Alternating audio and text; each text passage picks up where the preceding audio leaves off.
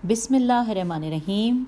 अस्सलाम वालेकुम। काशाना बसीरत के यूट्यूब चैनल पे आपको खुशामदीद कहती हूँ। ये किताब हमारे पास है, उसका नाम है क़ससुल कुरान, और इस किताब को पढ़ते हुए हम पार्ट नंबर 43 पर आ गए हैं और पेज नंबर 336 से पढ़ने का आगाज़ करते हैं। और जैसा कि आपको मालूम है, जो मेरे साथ पिछली रिकॉर्डिंग्स में साथ साथ सुन रहे थे आप लोग, वो सब जानते हैं कि हम हज़रत ईसा अलैहिस्सलाम के बारे में जो क़िस्से कुरान में हैं वो जान रहे हैं, वो पढ़ रहे हैं। और अब जो नई हेडिंग है हज़रत ईसा अलैहिस्सलाम की, लेकिन जो पिछले उसमें हमने पढ़ी थी वो था जनाब ईसा अलैहिस्सलाम की मामूरियत का आगाज़, और अब हम पढ़ने जा रहे हैं मौजज़ात ईसा अलैहिस्सलाम। आइए आगाज़ करते हैं। लिखा है, दर हकीकत अम्बिया की दावत हकीकी ज़िंदगी की तरफ दावत है, इसलिए कुरान में हज़रत मसीह अलैहिस्सलाम के मौजज़ात की तफसील के मौके पर सबसे पहले हुक्म खुदा से बेजान चीज़ों में ज़िंदगी पैदा करने का तस्करा है। और हज़रत ईसा अलैहिस्सलाम की ज़बानी फरमाया गया है कि, अब ये इन्वर्टेड कॉमा में है, कि मैं तुम्हारे परवरदिगार की तरफ से तुम्हारे लिए निशानी लाया हूँ। मैं गीली मिट्टी से परिंदे की शक्ल की कोई चीज़ बनाता हूँ और उसमें फूंकता हूँ तो वो हुक्म खुदा से परिंदा बन जाता है। ये इन्वर्टेड कॉमा यहाँ क्लोज हो गया। और ये सूरह आले इमरान की आयत नंबर 49 का हिस्सा हमने अभी पढ़ा। हुक्म खुदा से ईजाद हयात का मसला कोई पेचीदा नहीं है, क्योंकि हम जानते हैं कि दुनिया के तमाम ज़िंदा मौजूदात मिट्टी और पानी से वजूद में आए हैं। ज़्यादा से ज़्यादा उसे तदरीजी तहव्वुल व तगय्युर कह सकते हैं, और ये तब्दीली अरसे दराज में वक़ू पज़ीर हो जाए और मिट्टी ज़िंदा मौजूद में बदल जाए, जबकि ये मौजज़ा पेश आने वाले का रब्त मावरा अल तबीयात और परवरदिगार की लामुतनाही कुदरत के साथ है। इसके बाद उन बीमारियों के इलाज का तस्करा है जिनका इलाज बहुत मुश्किल है या जो मामूल के तरीक़ों से काबिल इलाज नहीं हैं। तो अब यहाँ नीचे लिखा है, अगले पैराग्राफ में हम आ गए, लिखा है, इरशाद होता है इन्वर्टेड कॉमा में कि मैं मादर ज़ाद अंधे और अबरस यानी बर्स और सफ़ेद दाग वाली जो बीमारी होती है बर्स वाली में मुब्तला लोगों का इलाज कर सकता हूँ और मुर्दों को भी लिबास हयात पहना सकता हूँ। यहाँ पर इन्वर्टेड कॉमा क्लोज हो गया है और ये सूरह आले इमरान की आयत नंबर 49 के अल्फाज हमने पढ़े हैं। आगे चलते हैं। लिखा है, वाज़ेह है कि ये अमूर ख़ुसूसन उस ज़माने के इत्तबा यानी तबीबों और उलमा के लिए नाकाबिल इनकार मौजज़ात थे। उसके बाद लिखा है कि बाद के मरहले में लोगों के पोशीदा असरार की खबर देने की बात की गई है, क्योंकि हर शख्स की अपनी इनफरादी और शख्सी ज़िंदगी है। कुछ ऐसे असरार और राज होते हैं जिनसे दूसरे लोग आगाह नहीं होते। अब अगर कोई शख्स किसी किस्म के साबका रवाबित के बग़ैर ऐसे अमूर की इत्तला दे दे, मसलन जो खाने उन्होंने खाए हैं उनकी ख़बर दे, या जो कुछ उन्होंने पस अंदाज कर रखा है उनकी तमाम तफसीलात बता दे, तो ये इस अमर की दलील होगी कि उसने गैबी मंबा आलम से इल्हाम हासिल किया है। जनाबे मसीह अलैहिस्सलाम कहते हैं इन्वर्टेड कॉमा कि मैं उन अमूर से आगाह हूँ और तुम्हें उनकी ख़बर देता हूँ। इन्वर्टेड कॉमा यहाँ क्लोज हो गया है। और इसके बारे में हाशिए में लिखा है कि क्या ये मौजज़ात बाइस ताजुब हैं। यहाँ पर बस ये लिखा हुआ है, ये नहीं बताया कि मेरे ख्याल सूरह आले इमरान का ही होगा, क्योंकि इससे पहले की दोनों वही आयत थी 49, तो ये 49 होगी या 50 होगी, ये मेरा ख्याल है। चलिए जी आगे चलते हैं। लिखा है, वाज़े है, नहीं खबर देता हो गया, अच्छा अब ये है तफसीरुल मनार के मौलिफ़ और बाज़ दीगर मुफस्सिरीन इस बात पर इसरार करते हैं कि कुरान में मज़कूरा मौजज़ाती उमूर और जो कि हज़रत मसीह अलैहिस्सलाम के बारे में कुरान ने बयान किए हैं उनकी कुछ ना कुछ तौजीह की जाना चाहिए। मसलन वो कहते हैं कि हज़रत ईसा अलैहिस्सलाम ने तो फ़कत दावा किया था कि मैं हुक्म खुदा से ऐसा कर सकता हूँ, लेकिन अमली तौर पर यह काम हरगिज़ अंजाम नहीं दिए। हालांकि अगर फ़र्ज़ करें कि इस आयत में ये एहतमाल हो, फिर भी सूरह मायदा की आयत नंबर 110 में है कि इन्वर्टेड कॉमा के ए ईसा, खुदा की नेमतों में से एक नेमत तुम पर यह भी थी कि तुम गीली मिट्टी से परिंदा बनाते थे और उसमें फूंकते थे और हुक्म खुदा से ज़िंदा हो जाता था। Inverted comma close. ये हमने सूरह मायदा की आयत नंबर 110 का पढ़ा। अब लिखा है, लिहाजा मंदरजा वाला दलील काबिल कबूल नहीं, क्योंकि सूरह मायदा की मज़कूरा आयत में तो पूरी सराहत से उनके अमल की क्या है, ये एन मीम है, बाकी मिटा हुआ है, عمل کر گزرنے کا ذکر ہے۔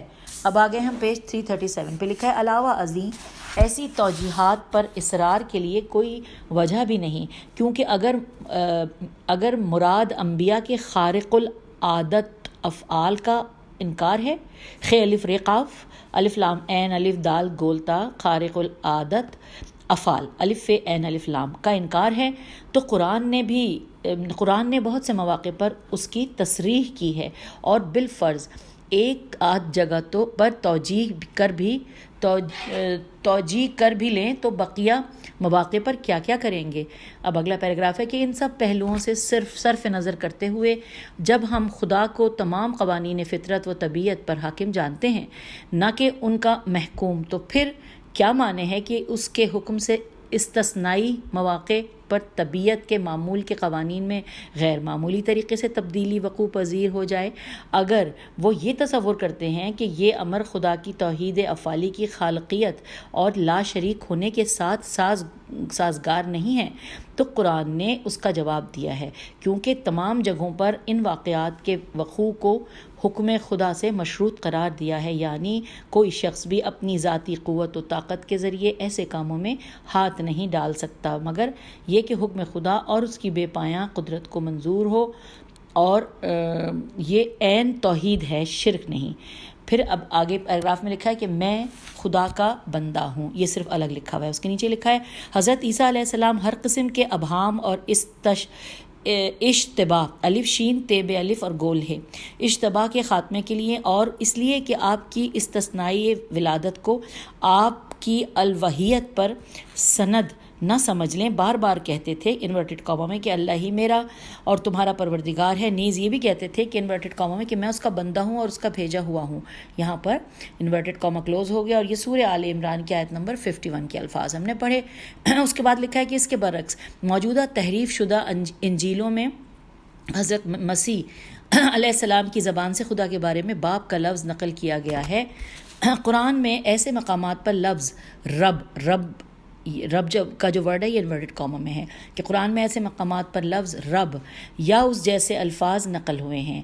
اس کے بعد لکھا ہے کہ ان اللہ ربی و ربکم، اور یہ چیز دعوی الوہیت کے خلاف اور اس کے مقابلے میں حضرت مسیح علیہ السلام کی انتہائی توجہ کی نشاندہی کرتی ہے۔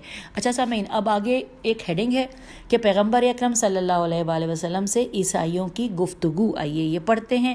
لکھا ہے نجران کے عیسائیوں کے سوال کے جواب کے طور پر وحی نازل ہوئی، وہ 60 یعنی 60 رکنی وفد کی صورت میں پیغمبر اسلام صلی اللہ علیہ وآلہ وسلم کے پاس مدینے میں آئے۔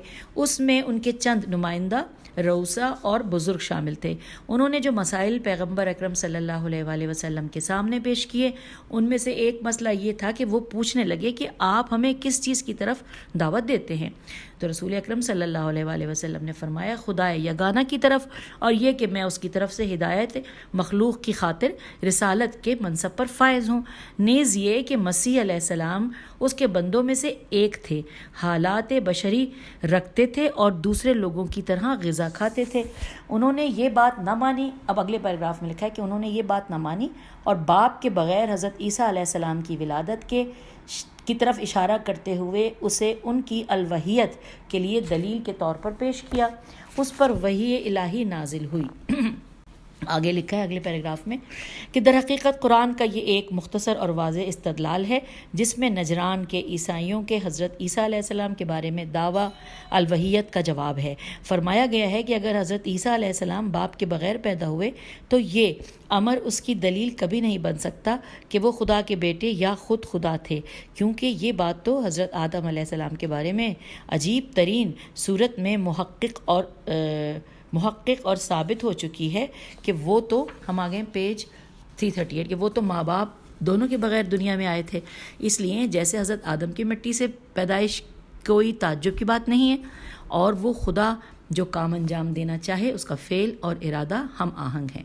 اسی طرح حضرت عیسیٰ علیہ السلام کا اپنی والدہ سے بغیر باپ کے پیدا ہونا کوئی محال مسئلہ نہیں ہے، بلکہ حضرت آدم علیہ السلام کی پیدائش کئی لحاظ سے زیادہ تعجب خیز ہے۔ پس اگر بغیر باپ کے حضرت عیسیٰ علیہ السلام کی پیدائش ان کی الوہیت کی دلیل ہے تو حضرت آدم علیہ السلام اس امر کی زیادہ مستحق ہیں۔ یہاں پر یہ ختم ہو گیا۔ اب نیکسٹ ہیڈنگ ہے خیالی تثلیث، تے سے لام یہ سے۔ آئیے پڑھتے ہیں۔ قرآن میں کفار اور اہل کتاب کے بارے میں جاری مباحث کے حوالے سے مسیحی معاشرے کے اہم ترین انحراف کا ذکر کیا گیا ہے، اور وہ ہے تثلیث یا تین خداؤں کا مسئلہ۔ مختصر سے استدلالی جملوں کے ساتھ انہیں اس عظیم انحراف کے انجام بد سے ڈرایا گیا ہے۔ قرآن پہلے انہیں خطرے سے آگاہ کرتے ہوئے کہتا ہے انورٹڈ کاما اپنے دین میں غلو کی راہ نہ چلو اور حق کے علاوہ خدا کے بارے میں کچھ نہ کہو۔ یہ انورٹڈ کاما یہاں کلوز ہو گیا۔ یہ سورہ نساء کی آیت نمبر 171 کا حصہ ہے۔ پھر لکھا ہے کہ تثلیث اور الوہیت مسیح علیہ السلام کا ابطال الف بے تو الف لام، اس سلسلے میں چند نکات پیش خدمت ہیں۔ آئیے وہ جو نکات اس میں بیان کیے گئے ہیں وہ بھی میں آپ کو بتا دوں کہ وہ کتنے نکات ہیں۔ وہ 4 نکات ہیں، نہیں 1 2 3 جی بالکل 4 نکات ہیں، جو کہ تثلیث اور الوہیت مسیح علیہ السلام کا ابطال، اس کے سلسلے میں 4 نکات ہیں۔ میں پہلے آپ کو ان کے نام بتا دیتی ہوں، پھر ان کے بارے میں تفصیل پڑھیں گے۔ پہلا ہے عیسیٰ علیہ السلام مریم کے بیٹے ہیں، دوسرا ہے عیسیٰ علیہ السلام خدا کے رسول ہیں، تیسرا ہے عیسیٰ علیہ السلام خدا کا کلمہ ہے، اور چوتھا ہے عیسیٰ علیہ السلام روح ہیں۔ یہ 4 پوائنٹس ہیں۔ اب ان کے بارے میں آئیے تفصیل سے جانتے ہیں۔ پہلا کہ عیسیٰ علیہ السلام مریم کے بیٹے ہیں۔ لکھا ہے قرآن حکیم میں عیسیٰ علیہ السلام کا نام ان کی والدہ کے نام کے ساتھ 16 مرتبہ یعنی 16 ٹائمز آیا ہے، یعنی انورٹڈ کاما میں یہ بات آ رہی ہے کہ عیسیٰ علیہ السلام صرف مریم کے بیٹے ہیں۔ یہ انورٹڈ کاما یہاں کلوز ہو گیا۔ اس پر لکھا ہے کہ یہ اس بات کی نشاندہی ہے کہ مسیح علیہ السلام بھی دیگر انسانوں کی طرح رحم مادر میں رہے اور ان پر بھی جنین کا دور گزرا اور دیگر انسانوں کی طرح پیدا ہوئے، دودھ پیا اور آغوش مادری میں پرورش پائی، یعنی تمام بشری صفات ان میں موجود تھیں۔ لہٰذا کیسے ممکن ہے کہ ایسا شخص جو قوانین طبیعت اور عالم مادہ کا میم تے میم واو لام متمول و محکوم ہو، وہ خدائے ازلی و ابدی بن جائے؟ خصوصاً لفظ انما جو کہ قرآن میں آیا ہے وہ اس وہم کا جواب ہے کہ اگر عیسیٰ علیہ السلام کا باپ نہیں تو اس کا یہ معنی نہیں کہ وہ خدا کا بیٹا ہے، بلکہ وہ صرف اور صرف مریم سلام اللہ علیہ کا بیٹا ہے۔ اچھا جی، دوسرا جو نقطہ ہے ان 4 میں سے وہ یہ ہے عیسیٰ علیہ السلام خدا کے رسول ہیں۔ اب لکھا ہے کہ عیسیٰ علیہ السلام خدا کے فرستادہ اور رسول ہیں۔ رسول اللہ کا ورڈ انورٹڈ کاما میں لکھا ہے آگے کہ رسول اللہ عیسیٰ علیہ السلام کا یہ مقام اور حیثیت بھی ان کی الوہیت سے مناسبت نہیں رکھتا۔ یہ بات قابل توجہ ہے کہ حضرت عیسیٰ علیہ السلام کی مختلف باتیں، جن میں سے کچھ اناجیل موجود الف نون الف جیم یہ لام اناجیل موجودہ میں بھی ہیں، سب کی سب انسانی ہدایت کے لیے ان کی نبوت و رسالت کی حکایت کرتی ہیں، نہ کہ ان کی الوہیت اور خدائی کی۔ اب تیسرا نقطہ کیا بتایا تھا میں نے آپ کو کہ عیسیٰ علیہ السلام خدا کا کلمہ ہیں۔ آئیے پڑھتے ہیں۔ لکھا ہے عیسیٰ علیہ السلام خدا کا کلمہ ہے جو مریم سلام اللہ علیہا کی طرف القا ہوا، الف لام قاف الف اور حمزہ، القا ہوا۔ قرآن کی چند آیات میں عیسیٰ علیہ السلام کو کلمہ کہا گیا ہے۔ یہ تعبیر مسیح کے مخلوق ہونے کی طرف اشارے کے لیے ہے۔ جیسے ہمارے کلمات ہماری مخلوق اور ایجاد ہیں، اسی طرح عالم آفرینش کے موجودات بھی خدا کی مخلوق ہیں۔ ہم پیج 339 پہ آ گئے۔ لکھا ہے نیز جیسے ہمارے کلمات ہمارے اندرونی اسرار کا مظہر ہوتے ہیں اور ہمارے جذبات و صفات کے ترجمان ہوتے ہیں، اسی طرح مخلوقات عالم بھی خدا کی صفات جمال و جلال کو واضح کرتی ہیں۔ یہی وجہ ہے کہ آیات قرآنی میں متعدد مقامات پر تمام مخلوقات کے لیے لفظ کلمہ استعمال کیا گیا ہے۔ اور یہ تفصیلات جو ہم نے جانی ابھی پڑھی ہیں وہ ہے اس کے بارے میں حاشیے میں لکھا ہے کہ مثلا سورہ کہف کی آیت نمبر 109 میں اور سورہ لقمان کی آیت نمبر 29 میں، مطلب یہ کہ ہم ان سوروں میں جا کے دیکھیں تو ہمیں یہ بات سمجھ میں آ جائے گی۔ آگے اسی کے آگے بھی لکھا ہے کہ البتہ یہ کلمات آپس میں مختلف ہیں، بعض بہت اہم اور بلند ہیں اور بعض نسبتاً معمولی اور کمتر ہیں۔ حضرت عیسیٰ علیہ السلام آفرینش کے لحاظ سے خصوصیت کے ساتھ مقام رسالت کے علاوہ یہ امتیاز بھی رکھتے تھے کہ وہ بغیر باپ کے پیدا کیے گئے۔ اب چوتھا اور آخری نقطہ کہ عیسیٰ علیہ السلام روح ہیں، ریواو ہے، روح ہیں۔ جنہیں خدا نے پیدا کیا ہے۔ یہ تعبیر قرآن حکیم میں حضرت آدم علیہ السلام کے بارے میں بھی آئی ہے۔ یہ والی جو تعبیر ہے وہ لکھا ہے کہ قرآن میں حضرت آدم علیہ السلام کے بارے میں بھی آئی ہے۔ ایک معنی کے لحاظ سے تمام نوع انسانی کے بارے میں ہے۔ یہ اس روح کی عظمت کی طرف اشارہ ہے جسے خدا نے دیگر انسانوں میں عموماً اور حضرت مسیح علیہ السلام اور باقی انبیاء میں خصوصیت سے پیدا کیا ہے۔ علاوہ ازیں یہ امر تعجب خیز ہے کہ عیسائی حضرات والد کے بغیر حضرت عیسیٰ علیہ السلام کی ولادت کو ان کی الوہیت کی دلیل قرار دیتے ہیں، حالانکہ وہ بھول جاتے ہیں کہ حضرت آدم علیہ السلام ماں اور باپ دونوں کے بغیر پیدا ہوئے۔ اس مخصوص خلقت کو کوئی بھی ان کی الوہیت کی دلیل نہیں سمجھتا۔ اس بیان کے بعد قرآن کہتا ہے کہ اب انورٹڈ کاما کہ اب جب کہ ایسا ہے تو خدائے یگانہ اور اس کے پیغمبروں پر ایمان لے آؤ، اور یہ نہ کہو کہ 3 خدا ہیں، اور اگر اس بات سے اجتناب کرو تو اس میں تمہارا ہی فائدہ ہے۔ اور یہ سورہ نساء کی آیت نمبر 171 کے الفاظ ہم نے پڑھے۔ تو اب ہم آگے چل رہے ہیں۔ اگلی ہیڈنگ ہے یہودی عیسیٰ علیہ السلام کے انتظار میں۔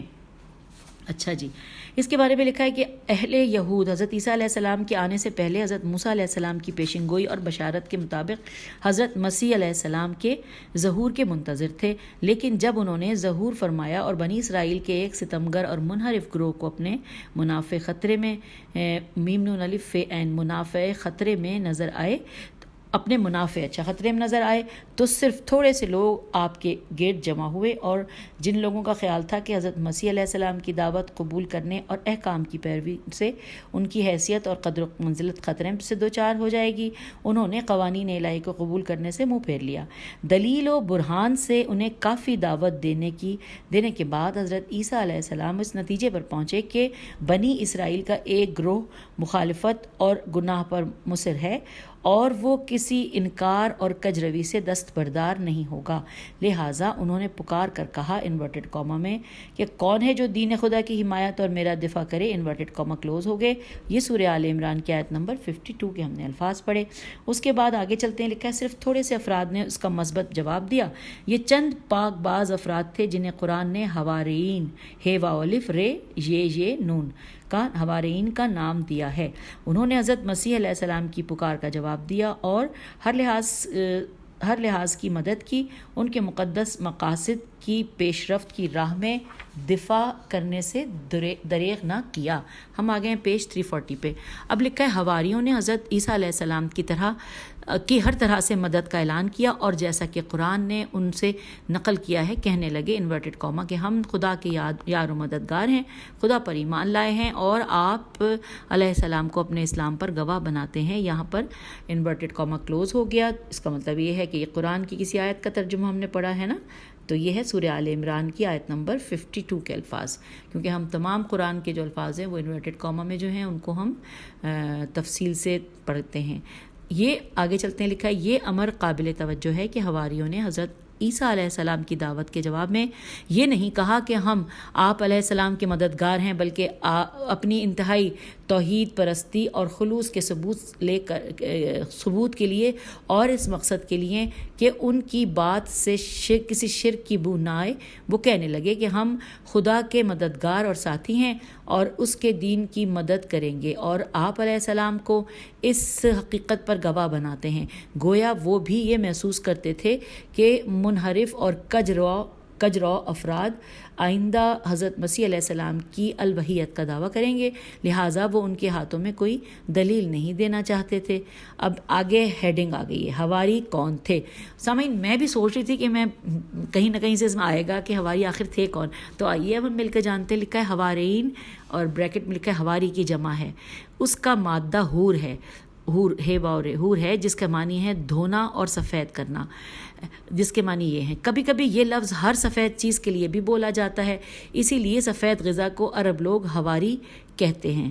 بہشت کی حوروں کو بھی ان کے سفید رنگ کی وجہ سے حور کہتے ہیں۔ حضرت عیسیٰ علیہ السلام کے شاگردوں کو حواری کیوں کہا گیا؟ اس کے لیے بہت سے احتمالات پیش کیے گئے ہیں، مگر جو چیزیں زیادہ قریب عقل ہیں اور دین کے عظیم رہبروں سے منقول احادیث میں جو کچھ بیان کیا گیا ہے وہ یہ ہے کہ وہ پاک دل لوگ تھے اور روح باصفا کے مالک تھے۔ اس کے علاوہ وہ دوسروں کے افکار کو پاکیزہ اور روشن کرنے لوگوں کے درمیان کے دامن کو آلودگی اور گناہ سے دھونے اور انہیں پاک کرنے میں بہت کوشاں رہتے تھے۔ اب لکھا ہے آگے پیراگراف میں کہ عیون الرضا میں امام علی بن موسیٰ علیہ السلام سے منقول ہے، اللہم صلی علی محمد و علی محمد، کہ آپ علیہ السلام سے سوال کیا گیا کہ حواریوں کا یہ نام کیوں رکھا گیا؟ تو آپ علیہ السلام نے فرمایا کہ بعض لوگ کہتے ہیں کہ ان کا مشغلہ کپڑے دھونا تھا، لیکن ہمارے نزدیک اس کی علت یہ ہے کہ انہوں نے خود کو کبھی گناہ کی آلودگی سے پاک رکھا اور دوسروں کو بھی پاک کرنے میں کوشاں رہے تھے۔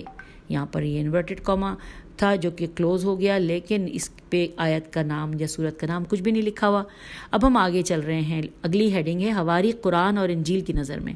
آئیے جانتے ہیں کہ قرآن نے حواریوں کے بارے میں گفتگو کی اور ان کے ایمان کا تذکرہ کیا ہے، لیکن انجیل میں حواریوں کے بارے میں جو جملے ہیں ان سے ظاہر ہوتا ہے کہ وہ سب حضرت عیسیٰ علیہ السلام کے بارے میں لغزش کرتے تھے۔ انجیل متی اور لوقا لام واو قاف الف کے باب نمبر 6 میں حواریوں کے نام اس طرح بیان کیے گئے ہیں۔ اچھا، ابھی جو نام ہے یہ کل 12 نام ہیں حواریوں کے۔ آئیے پڑھتے ہیں، میں نمبر وار پڑھتی جاؤں گی۔ 1 پطرس، 2 اندریاس الف نون دال رے یہ الف اندریاس، 3 یعقوب، 4 یوحنا، 5 فیلوپس فے یہ لام واو پے سین، 6 برتولوما،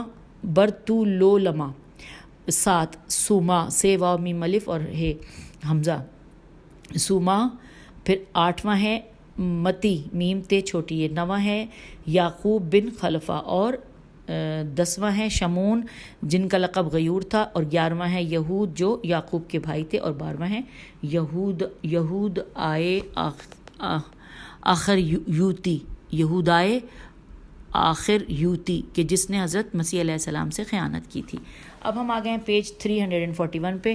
ابھی لکھا ہے کہ مشہور مفسر طبری مجمع البیان میں لکھتے ہیں کہ حواری حضرت عیسیٰ علیہ السلام کے ساتھ سفر کرتے تھے، جب کبھی انہیں بھوک یا پیاس لگتی حکم خدا سے آب و غذا ان کے لیے مہیا ہو جاتی، اور وہ اسے اپنے لیے عظیم افتخار اور بڑا اعزاز سمجھتے۔ وہ حضرت عیسیٰ علیہ السلام سے پوچھتے کہ کیا ہم سے بڑھ کر بھی کوئی افضل و بالا تر ہے؟ تو وہ کہتے کہ ہاں، وہ شخص تم سے افضل ہے کہ جو اپنے ہاتھ سے کماتا ہے اور اپنی کمائی کھاتا ہے۔ اس کے بعد وہ لوگ جو لوگوں کے کپڑے دھوتے ہیں اور اس کام سے اجرت لیتے تھے، تو یوں عملاً انہوں نے یہ سب لوگوں کو درس دیا کہ کام اور کوشش کرنا کوئی ننگو آر نہیں ہے۔ اگلے پیراگراف میں لکھا ہے کہ حضرت مسیح علیہ السلام کی دعوت قبول کر لینے کے بعد حواریوں نے ان کا ساتھ دیا، ان کی مدد کی اور انہیں اپنے ایمان پر گواہ بنا لیا۔ پھر بارگاہ الہی کی طرف متوجہ ہوئے اور اپنا ایمان پیش کیا اور کہنے لگے کہ پروردگار، جو کچھ تو نے بھیجا ہے ہم اس پر ایمان لائے ہیں۔ اچھا، یہ جو بات ہے کہ پروردگار جو کچھ تو نے بھیجا ہے، یہ انورٹڈ کاما میں ہے اور ہم اس پہ ایمان لائیں یہاں تک، اور یہ ہے سورہ آل عمران کے آیت نمبر 53 کا حصہ۔ اس کے بعد لکھا ہے آگے کہ لیکن ایمان کا چونکہ دعویٰ ہی کافی نہیں تھا، اس لیے ساتھ ہی آسمانی احکام پر عمل کرنے اور پیغمبر خدا حضرت عیسیٰ علیہ السلام کی پیروی کا ذکر کرنے لگے اور کہنے لگے کہ انورٹڈ کاما میں کہ ہم نے تیرے بھیجے ہوئے مسیح کی پیروی کی، اور یہ ہیں الفاظ سورہ آل عمران کی آیت 53 کے ہی۔ اس کے بعد لکھا ہے کہ اور یہ ہمارے ایمان راسخ کا زندہ ثبوت ہے۔ اس کے بعد انہوں نے تقاضا کیا کہ خدا ان کے نام شہادت دینے والوں اور گواہوں کے زمرے میں شمار کرے۔ یہ گواہ وہی لوگ ہیں جو اس دنیا میں امتوں کی رہبری کرتے ہیں اور قیامت میں لوگوں کے نیک و اعمال نہیں دوبارہ پڑھتے ہیں۔ اس کے بعد انہوں نے تقاضا کیا کہ خدا ان کے نام شہادت دینے والوں اور گواہوں میں کے زمرے میں شمار کرے۔ یہ گواہ وہی لوگ ہیں جو اس دنیا میں امتوں کی رہبری کرتے ہیں اور قیامت میں لوگوں کے نیک و بد اعمال کے گواہ ہوں گے۔ اچھا، اس کے آگے حواریوں پر مائدہ کے نزول کا واقعہ، آئیے یہ بھی پڑھتے ہیں۔ لکھا ہے قرآن ان نعمات کی طرف اشارہ کرتا ہے جو حواریوں یعنی حضرت عیسیٰ علیہ السلام کے نزدیکی اصحاب و انصار کو بخشی گئی ہیں۔ پہلے فرماتا ہے کہ اس وقت کو یاد کرو جب ہم نے حواریوں کی طرف وحی بھیجی کہ مجھ پر اور میرے بھیجے ہوئے مسیح پر ایمان لے آؤ، تو انہوں نے میری دعوت کو قبول کر لیا اور کہا کہ ہم ایمان لے آئے ہیں۔ خدا خدایا گواہ رہنا کہ ہم مسلمان ہیں اور تیرے حکم کے سامنے سر تسلیم خم کیے ہوئے ہیں۔ اس کے بعد مائدہ آسمانی کی نزول کے وقت معاہدہ میم الف حمزہ دال ہے، معاہدہ آسمانی کے نزول کے مشہور واقعے کی طرف اشارہ کرتے ہوئے کہتا ہے کہ مسیح کے اصحاب خاص نے حضرت عیسیٰ علیہ السلام سے کہا کہ کیا تیرا پروردگار ہمارے لیے آسمان سے غذا بھیج سکتا ہے، انورٹڈ کاما یہاں کلوز ہو گیا، اور یہ الفاظ ہے سورہ مائدہ کے آیت نمبر 112 کے۔ اس کے بعد لکھا ہے کہ حضرت مسیح علیہ السلام نے اس مطالبے پر کہ جس میں ایسے معجزات و آیات دکھانے کے باوجود شک و تردید کی بو آ رہی تھی، غور کیا اور انہیں تنبیہ کی اور کہا کہ انورٹڈ کاما کہ اگر تم ایمان رکھتے ہو تو خدا سے ڈرو، انورٹڈ کاما یہاں کلوز ہو گیا۔ یہ سورہ مائدہ کی آیت نمبر 112 ہم نے پڑھ لی۔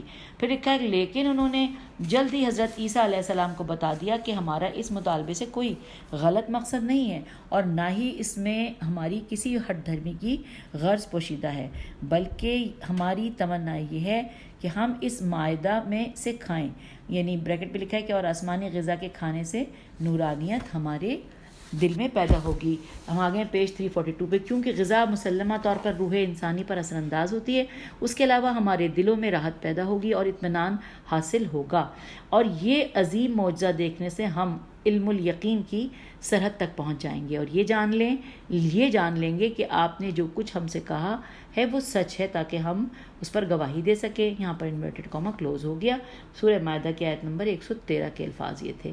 اب ہم آگے چل رہے ہیں، اگلے پیراگراف میں لکھا ہے جب حضرت عیسیٰ علیہ السلام ان کے پاس اس مطالبے میں ان کے حسن نیت سے آگاہ ہوئے تو ان کی درخواست کو بارگاہ خدا بندی میں اس طرح سے بیان فرمایا، انورٹڈ کاما کہ خدا ہمارے لیے آسمان سے مائدہ بھیج جو ہمارے اول و آخر کے لیے عید اور تیری طرف سے ایک نشانی شمار ہو، اور ہمیں رزق عطا فرما کہ تو ہی بہترین روزی رساں ہے۔ اور یہ یہاں پہ انورٹڈ کاما کلوز ہو گیا۔ سورہ مائدہ کی آیت نمبر 114 کے الفاظ تھے۔ اور پھر لکھا ہے کہ اس میں یہ بات خاص طور پر قابل توجہ ہے کہ حضرت عیسیٰ علیہ السلام نے ان کی درخواست کو بہت ہی عمدہ طریقے سے بارگاہ خدا بندی میں پیش کیا، جس میں حق طلبی کی روح کا اظہار بھی پایا جاتا ہے اور اجتماعی و عمومی مسالے کو بھی ملحوظ رکھا گیا ہے۔ اب اگلے پیراگراف میں ہے کہ خداوند متعال نے اس دعا کو کہ جو حسن نیت اور خلوص کے ساتھ دل سے نکلتی تھی قبول کر لیا، اور ان سے فرمایا کہ انورٹڈ کاما میں کہ میں اس قسم کا مائدہ تم پر نازل کروں گا، لیکن اس بات پر بھی توجہ رہنی چاہیے کہ اس مائدے کے اترنے کے بعد تمہاری ذمہ داری سخت ہو جائے گی، اور اس قسم کا واضح معجزہ دیکھنے کے بعد جس شخص نے راہ کفر اختیار کی تو اسے ایسی سزا دوں گا کہ عالمین میں سے کسی کو ایسی سزا دی ہی نہیں ہوگی۔ اور یہ الفاظ ہیں سورہ مائدہ کی آیت نمبر 115۔ اب آگے ہیڈنگ ہے یہ آسمانی مائدہ کیا تھا، یہ جانتے ہیں۔ لکھا ہے یہ آسمانی مائدہ جن چیزوں پر، مائدہ کی سپیلنگ ہجے بتائی تھی نا، میم الف حمزہ دال اور گول ہے۔ یہ آسمانی مائدہ کہ جن چیزوں پر مشتمل تھا ان کے بارے میں قرآن میں کوئی تذکرہ نہیں ہے، لیکن احادیث میں ہے کہ جن میں سے ایک حدیث امام محمد باقر علیہ السلام اللہم صلی علی محمد وآل محمد سے نقل ہوئی ہے۔ اس طرح معلوم ہوتا ہے کہ وہ کھانا چند روٹیاں اور چند مچھلیاں تھیں۔ شاید اس قسم کے معجزے کے مطالبے کا سبب یہ تھا کہ انہوں نے سن رکھا تھا کہ حضرت موسیٰ علیہ السلام کے معجزے سے بنی اسرائیل پر مائدہ آسمانی اترا تھا، لہٰذا انہوں نے بھی حضرت عیسیٰ علیہ السلام سے اسی قسم کا تقاضا کیا۔ اگلی ہیڈنگ ہے عہد جدید اور مائدہ۔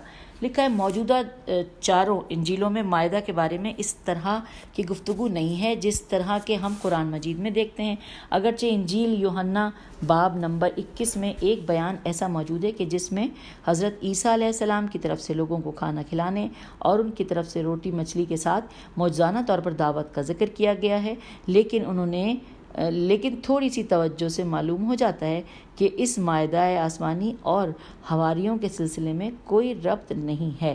پھر آگے لکھا ہے کتاب اعمال الرسولان میں بھی جو عہد جدید کی ایک کتاب ہے، پطرس نامی ایک حواری پر نزول مائدہ کا ذکر کیا گیا ہے۔ وہ بھی اس بحث سے الگ چیز ہے کہ جس کے بارے میں ہم گفتگو کر رہے ہیں، لیکن کیونکہ ہمیں معلوم ہے کہ بہت سے ایسے حقائق ہیں کہ جو حضرت عیسیٰ علیہ السلام پر نازل ہوتے تھے مگر وہ موجودہ انجیلوں میں نہیں ہیں، ایسے ہی جیسا کہ بہت سے ایسے مطالب ہیں کہ جو انجیلوں میں لکھے ہوئے ہیں مگر وہ حضرت عیسیٰ علیہ السلام پر نازل نہیں ہوئے تھے، لہٰذا اس حقیقت کو مد نظر رکھتے ہوئے نزول مائدہ کا واقعہ اس سلسلے میں کوئی مشکل پیدا نہیں ہوگی، نزول مائدہ کے واقعے کے سلسلے میں کوئی مشکل پیدا نہیں ہوگی۔ اچھا، ہم نے یہاں مائدہ تک پڑھ لیا، اب میرے خیال ہے کہ ٹائم بھی بس ہو گیا ہے، ہم انشاءاللہ ہم یہ پیج 342 پہ اپنی آج کی لیسن کا اختتام کرتے ہیں، اور اگلے جو ہم پڑھنے جا رہے ہیں وہ بڑی مزے کی ہیڈنگ ہے، بتا دوں، انجیل یا اناجیل، یہ دیکھیے کتنے مزے کی، اس کے بارے میں ہم جانیں گے۔ تو پھر بس اس ریکارڈنگ کو بند کرتے ہیں، اگلی ریکارڈنگ کرتے ہیں، آپ بھی اس بٹن کو آف کرتے اگلی آن کر لیجئے، بس اتنی سی بات ہے۔ خدا حافظ، فی امان اللہ۔